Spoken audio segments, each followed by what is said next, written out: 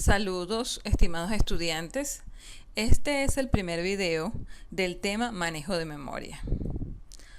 ¿Cuáles son los objetivos de este tema? Conocer cómo el sistema manejador de base de datos recupera los datos almacenados. Conocer qué es un archivo de datos y manejar las organizaciones de archivos. Conocer qué es un archivo de índices y manejar las organizaciones indexadas. Poder calcular el tamaño de un archivo de datos y de un archivo de índices. Poder calcular el costo de una búsqueda sobre un archivo de datos.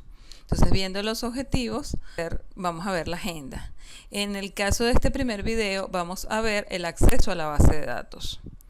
Primero, vamos a hacer un repaso de la arquitectura de 3 niveles del sistema de base de datos según ANSI Spark. Vemos, por ejemplo, el nivel externo es aquel que ven los usuarios finales, es decir, las aplicaciones, bien sea aplicaciones móviles, de escritorio, aplicaciones web, los cajeros, qué es lo que pueden ellos ver de la base de datos. Después tenemos el esquema lógico, que es aquel donde vemos las tablas. Aquí podemos, por ejemplo, ver el modelo lógico de la base de datos, por ejemplo, el modelo relacional. La idea de la independencia lógica es que podamos cambiar este esquema lógico y que no se vea afectado el esquema de vistas. Es decir, podemos a lo mejor agregar columnas en una tabla o cambiar tipos de datos y esto no va a afectar el esquema de vistas. Después tenemos el esquema físico, que es cómo realmente se almacenan los datos en disco. Qué tipos de archivos utilizamos, cuál es la organización de esos archivos, y la independencia física me dice que puedo cambiar el sistema de archivos, la organización de los archivos, el nombre de los archivos, y eso no debiera afectarme el esquema lógico, es decir, yo debiera poder seguir viendo las tablas tal cual como existen. Por último, tenemos los datos como tal, que son los elementos de datos almacenados en el disco duro asociados a ese esquema físico. Entonces, ¿cuáles son los componentes del sistema manejador que van a estar involucrados en el manejo de memoria? Tenemos en primera medida el gestor de memoria intermedia, luego tenemos el gestor de archivos y por último el archivo de datos e índice en lo que es el almacenamiento en disco. Vamos a repasar primero la jerarquía de memorias. Esto es un repaso de lo que ustedes ya han visto en otras materias como organización del computador y sistema operativo. En primer lugar tenemos los registros del CPU, que son aquellos espacios de memoria muy pequeños que están más cercanos al procesador. Luego de eso tenemos los diferentes niveles de caché, L1, L2 y L3. Después de eso, memoria principal. Luego la memoria flash, los discos duros o discos magnéticos, los discos ópticos o memorias extraíbles y los sistemas de archivo distribuido y servicios web. Una clasificación de esta jerarquía de memoria pudiera ser que lo que va de memoria flash hacia arriba se refiere al almacenamiento principal. Fíjense, todo esto está en la tarjeta madre y mientras más arriba está más cerca del procesador. Y la parte de abajo pudiéramos decir que es el almacenamiento secundario, que está fuera de la tarjeta madre. Pero además de eso podemos decir que el almacenamiento principal es volátil, es decir, que cuando apago el computador pierdo los datos que están ahí almacenados, cuando ya no tiene energía. Y el de abajo es no volátil, es decir, que aunque apague el computador, esa información se va a mantener ahí. ¿Qué tenemos acá? Que mientras más arriba de la pirámide, mayor es el costo de ese almacenamiento, pero también mayor es la velocidad. Entonces, viéndolo de otro punto de vista, tenemos aquí el tamaño y el costo. Fíjense que los registros, la caché y la RAM son más pequeños y son más costosos.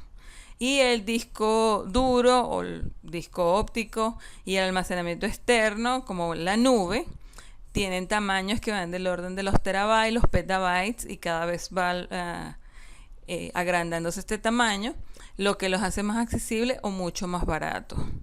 Pero su velocidad es menor. Entonces, ¿qué tenemos? El sistema manejador de base de datos, para que pueda ser accedido por el procesador, tiene que estar en memoria principal.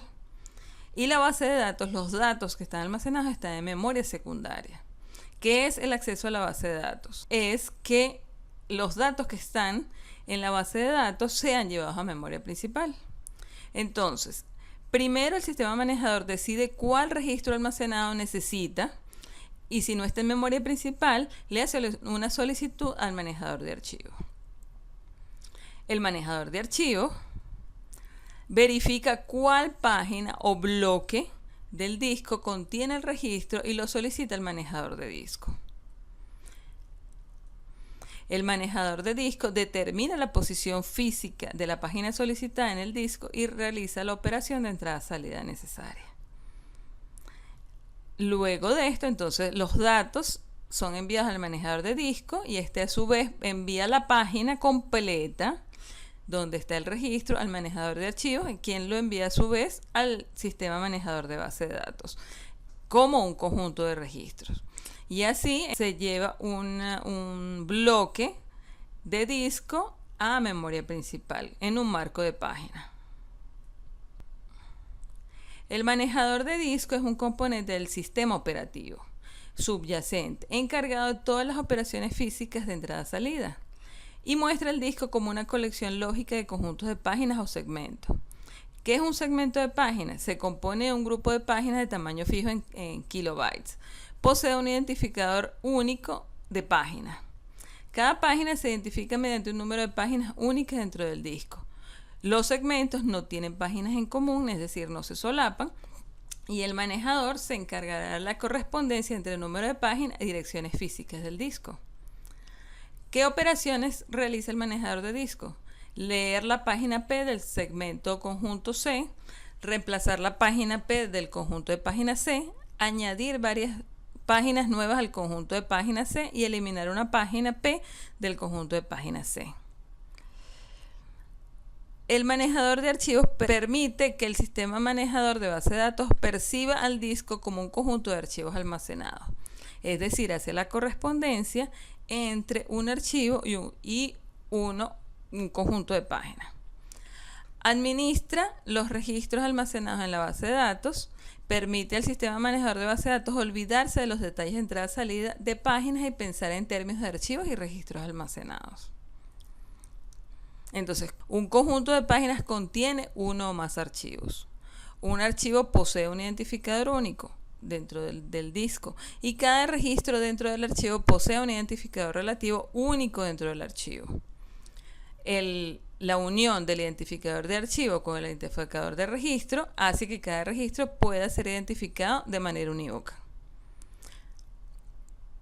Las operaciones: leer el registro almacenado R del archivo almacenado A, reemplazar el registro almacenado R dentro del archivo almacenado A, añadir al archivo un nuevo registro y devolver el identificador de registro del registro, eliminar el registro almacenado R del archivo almacenado A, crear un nuevo archivo almacenado y destruir el archivo almacenado con identificador A.